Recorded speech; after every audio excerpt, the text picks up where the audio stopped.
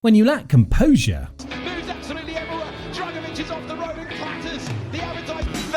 and every other driver hates you, Formula 1 might not be the sport for you. Yes, this is Nikita Mazepin, the worst driver in F1 history. Or was he? Good right up until that bit. Born on March 2nd, 1999 in the Russian capital of Moscow, Mazepin was born into wealth. In fact, his life story can easily coincide with Lance Stroll's. But he wasn't just born into wealth. His father is the famous Russian oligarch Dmitry Mazepin, a close ally of Vladimir Putin. Dmitry wasn't only a motorsport fan, but also the founder of the Ural Chem Group. The company was once one of the biggest manufacturers of various chemical products, including fertilizers and ammonium nitrate. It certainly made Dmitry a very, very rich man, but no one truly cared for the Mazepin family until Nikita had a desire to compete in Formula 1. Thanks to all this wealth, entering motorsport was no big deal for Nikita. He quickly entered karting, where he first competed against the likes of Lando Norris and went through the ranks. After competing in the Formula 3 European Championship and F3 Asian Championship, he was finally offered a seat in Formula 2. Since F2 is the feeding hub for Formula 1, it was a real opportunity, but only about 10% of F2 drivers ever make it to F1. These honours are reserved for those who actually win the F2 championship, being somewhat of a proving ground. By 2019, the 20-year-old Russian was competing in the Formula 2 championship. Being contracted to art, he actually partnered with Nick de Vries, the man who has won numerous Formula E World Championships. But this was when the world finally took note of Nikita, but not for a good reason.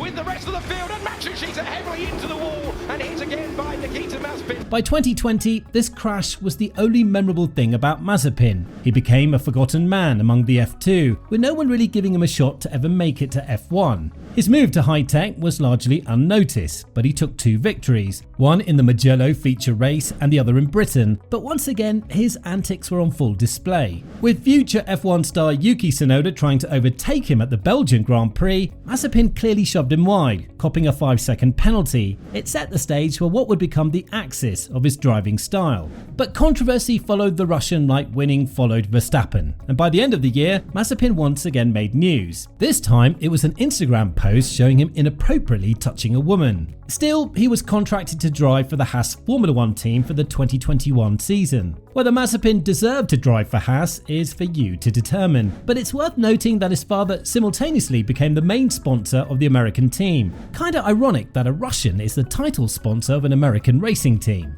Mazepin in Formula 1. With Mazepin now a top F1 driver, he was paired with the son of an F1 legend, Mick Schumacher. Haas, who had severe financial constraints, would settle for 2 cheaper drivers to help with managing its finances for the season, and so we head into race 1, Bahrain. In his debut race, Mazepin had the worst possible start to an F1 career. In fact, he didn't even make it a third down the track. Through sheer driver error, the Russian hit the curb on turn 3, lost control and smashed into the barrier. Yeah, that's what I thought. He got a bit trigger happy with the throttle. First race, first crash for the Russian. But this was just the start. Nothing got better for the Russian, and the next race in Italy saw him spin twice in practice, but it was perhaps his blocking of Alfa Romeo driver Antonio Giovinazzi that made the world take notice of him. Trying to go to the outside, and he puts it over the curb. Mazepin ended the race in last position. Next on the grid was Portimao, and again Mazepin received a penalty, this time for not adhering to blue flags when Red Bull driver Sergio Perez was lapping him. Another race, another last place finish for the Russian. The trend continued for Spain, but Monaco would actually be the one and only time he finished ahead of his teammate. But keep in mind that overtaking is impossible in the Principality, and for most of the race, he was just holding up Schumacher. After Monaco, it was Baku for the Azerbaijan Grand Prix. Here, Mazepin actually finished 14th. This would be his best performance of the season, as most of the grid had accidents. Even Max finished in 18th. What many might not know is that Mazepin actually holds the fastest lap in a race. Yes, during the Belgian Grand Prix, he held the fastest lap, but with the race only being 2 laps before being called off, it didn't really count. For the rest of the season, the trend continued, with Mazepin often being lapped twice by the field in a single race. Moreover, his teammate Mick Schumacher finished behind him once more at the Qatar GP, but the rest of the season saw Mazepin basically hold the proverbial wooden spoon for the most part. Now, one of the pivotal moments of the season came at the restart of the Saudi Arabian Grand Prix. There were fears going into this race. Mazepin simply smashed into his opponent, leading to another safety situation with the stewards. He ultimately missed the final race of the season due to COVID-19, but no one really missed him. Imagine how he would have affected the championship decider between Lewis and Max. The beginning of the end was upon us, and many called for Haas to get rid of Nikita. Nevertheless, this was impossible with Dimitri as the main sponsor of the team. Haas and Mazepin part ways.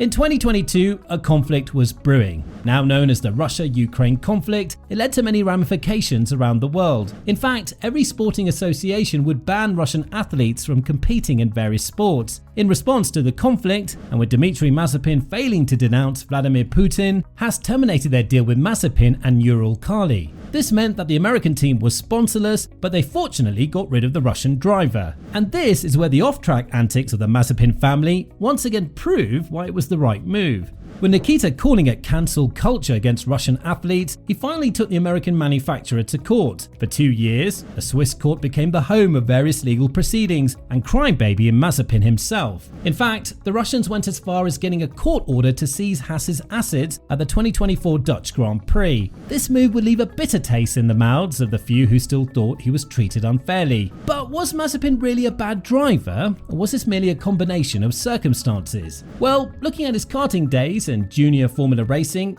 Mazepin was smack bam average. He wasn't special by any means if we consider the racing careers of drivers like Lewis Hamilton and Max Verstappen. By all accounts, Nikita might never have been an F1 driver had it not been for his dad. He never truly featured as a top contender in the junior classes, and despite a few victories, his uncanny driving style made him many enemies on the grid. Due to Mazepin being unable to keep the car on track, social media posts later labelled him Mazaspin, a name the Russian greatly despised but basically summed up his F1 career in a single word. Moreover, Mazepin had limited success post-Formula 1. After shifting to rally, he managed one victory in the Silky Way Rally and followed this up with a podium at the Asian Le Mans Series opening race. But to be honest, that's about it for his racing career, and he never truly had any consistency. In some races, he would finish a whopping 20 or more seconds behind teammate Mick Schumacher, and this utterly destroyed his credibility. If he was not crashing, his radio was active with him complaining about every single thing. After crunching the available numbers of his lifetime race record, you can see Mazepin having competed in north of 100 races. Of these races, he won just 8 of them, including his junior career.